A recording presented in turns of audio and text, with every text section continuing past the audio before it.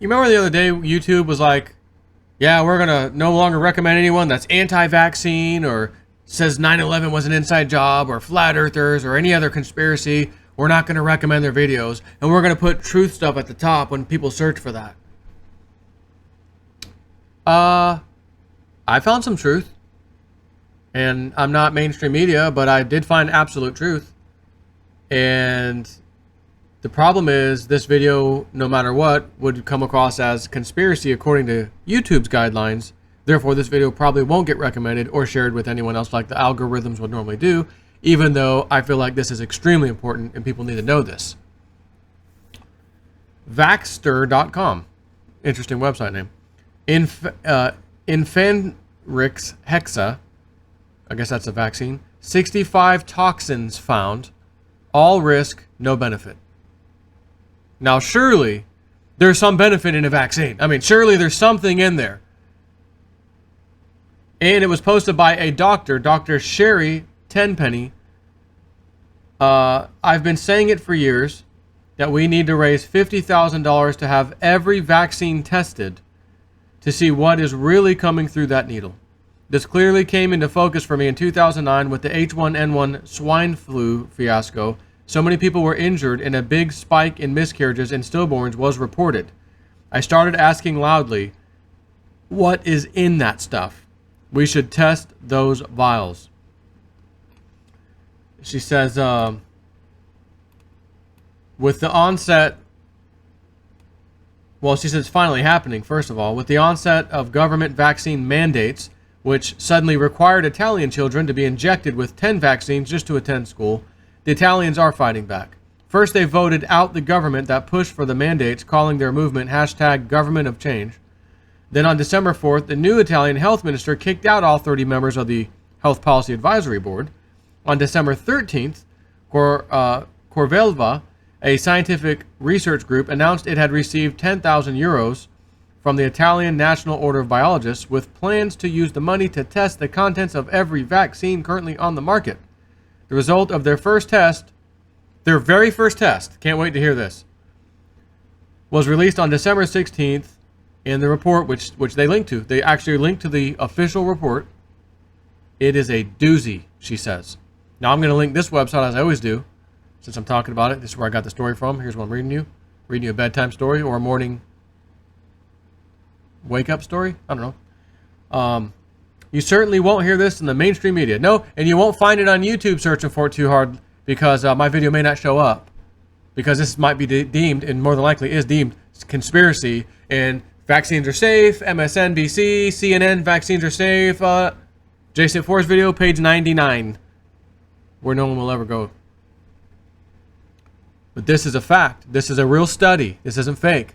This is a conspiracy. This is a real scientific study that was done on a real vaccine by the real doctors reporting this. And the biologists decided, let's do it. And they did it. And their very first test result on the first vaccine they did is a doozy. You certainly won't hear this in the mainstream media. The first vaccine they thoroughly tested was Infanrix Hexa. A 6-in-1 vaccine. Oh, kind of like MMR. 4-in-1, right? Isn't that 4-in-1? 6-in-1 vaccine manufactured by GlaxoSmithKline that is supposed to contain the following antigens: tetanus, diphtheria, and pertussis, toxoids, inactivated poliomyelitis, viral strains 1, 2, and 3, and hepatitis B surface antigen. Shockingly, Corvella found none of these antigens in the vaccine. Are you serious? Found none of these antigens in the vaccine, meaning that no antibodies to the intended antigens will be created. Are you kidding me? And it gets worse. In addition to having no vaccine antigens, they found the following. Oh, I can't wait. Traces of 65 chemical cross-contaminants from other manufacturing lines. Chemical toxins, unrecognizable macromolecules. What the F is that? Hey guys, if I said to you, I want to inject you with something. It won't kill you, it won't hurt you, you'll be fine. And I use the word, one of the things in this shot, well, not one, there are several, unrecognizable macromolecules. Would you instantly be like, okay, unrecognizable, what does that mean? That means you don't know what it is, right? Correct. It's unrecognizable, we don't know what it is. You know, I think I'm going to go ahead and pass on that. Instantly. I don't care what the rest of there, I don't care if there's solid gold and silver somehow, and then when I take a crap, I'll poop out gold and silver bars. The unknown, unrecognizable, yeah, I'm going to pass. And also various free bacterial peptides that are potentially allergens or potential allergens and are capable of inducing autoimmune reactions. These findings could bring justice to parents who lost their children in 2009 when 36 children died and more than 1,700 were injured in a clinical trial. That's a nice name for human experimentation.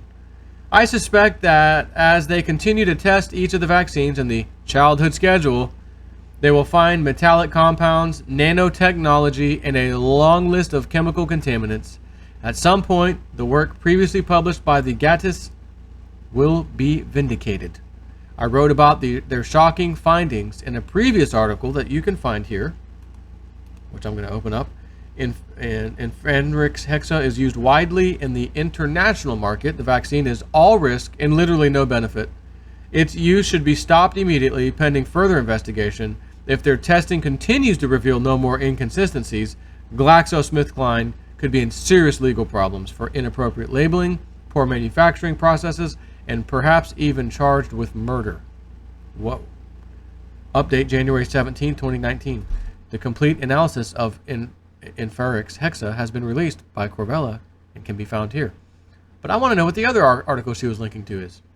Vaccine contaminants, nanotechnology, and, well, cancer. By the same doctor, Sherry Tenpenny. Over the last 17 years, I've read hundreds of medical journal articles on the problems associated with vaccines. I have written and spoken about vaccine contaminants, stray viruses, aluminum, mercury, polysorbate 80, animal cells, and so on. I have often wondered, what else is coming through that needle? This article, New Quality Control Investigations on Vaccines, Micro and Nano Contamination, published on January 23, 2017. In the peer-reviewed journal, the International Journal of Vaccines and Vaccination, absolutely blew me away. Here's a snapshot from this must-read full article. Again, I got links. You'll see the links. A team of scientists in Italy decided to examine batches of vaccines looking for contaminants not listed as ingredients. 44 types of vaccines manufactured in Italy and France were analyzed using an environmental electron scanning microscope. This method was chosen because the matter can be separated into either organic debris, called aggregates, or inorganic debris, called clusters. The identified particles were counted 3 times by 3 different operators, with an error rate of less than 10%. They found inorganic contaminants in every single one of them. How many was that? 44 different types of vaccines. Inorganic contaminants in every one of them. Okay, what else? The presence of micro and nano-sized particulate matter composed of inorganic chemicals, metals, and combination elements whose presence is inexplicable. They're saying, how does this even get in there? The particles are foreign bodies and can produce a chronic inflammatory reaction because the particles cannot be degraded. The tiny nanoparticles can enter the cell nuclei and interact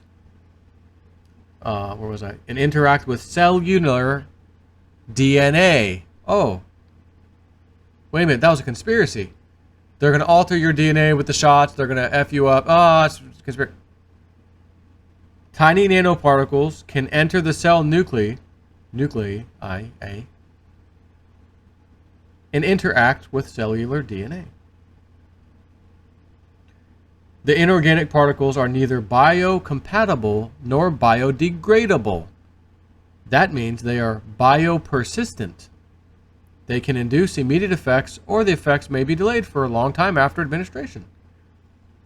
Identifying aluminum in NaCl is obvious because they are commonly used in vaccines and they are declared components.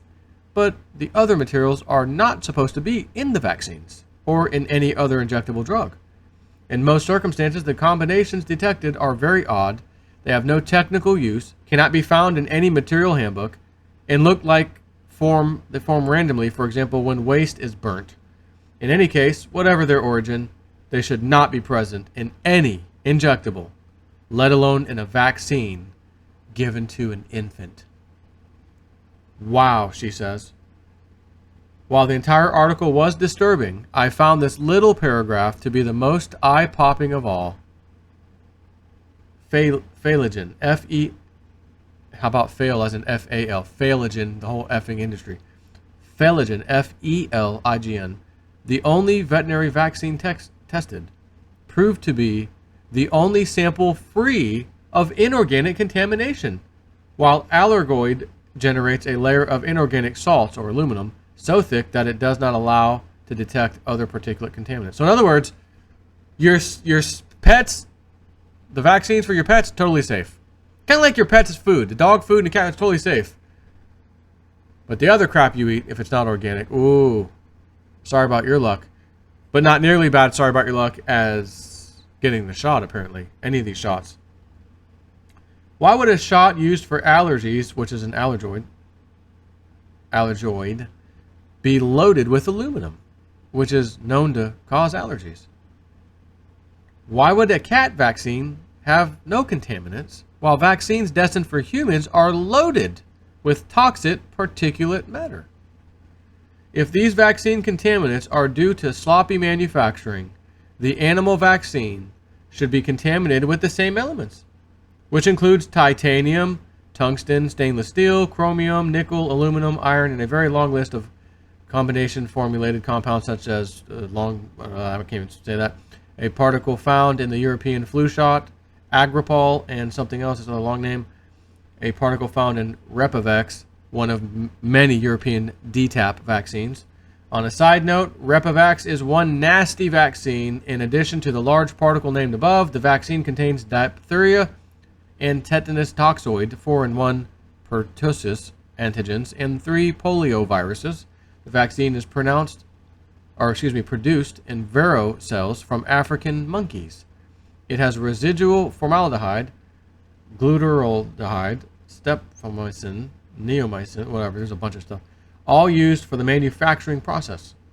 For good measure, 1.5 milligram of aluminum phosphate is used as an adjuvant in polysorbate 80 and phenyloxyethanol, whatever that is, are present in excipients. It is approved for use in children, 3 years of age and over, adolescents as well as adults. Would you want this injected into your body or the body of your child? Wow. What about these metals? According to the article, toxicity and the carcinogenity of essential and non-essential metals, the metal particulates identified in these vaccines could be causing serious harm. Here they are: nickel, chromium, and lead. I have long believed that the chemicals or viruses or something else in vaccines contributed to the spectrum of brain injury seen in both children and adults. The frontal lobe of the brain, the area behind the forehead, is where empathy is expressed. If this area is damaged, a personality disorder can emerge where a person can no longer appreciate or comprehend the emotions of another. Now, what political group does that sound like? The ones who really push the vaccines, too. They're probably loading themselves up in them. Oh, the liberals. The liberal Democrats. That's amazing. Wow. Anyways, I'll post a link to this if you want to read the rest of it, Take care.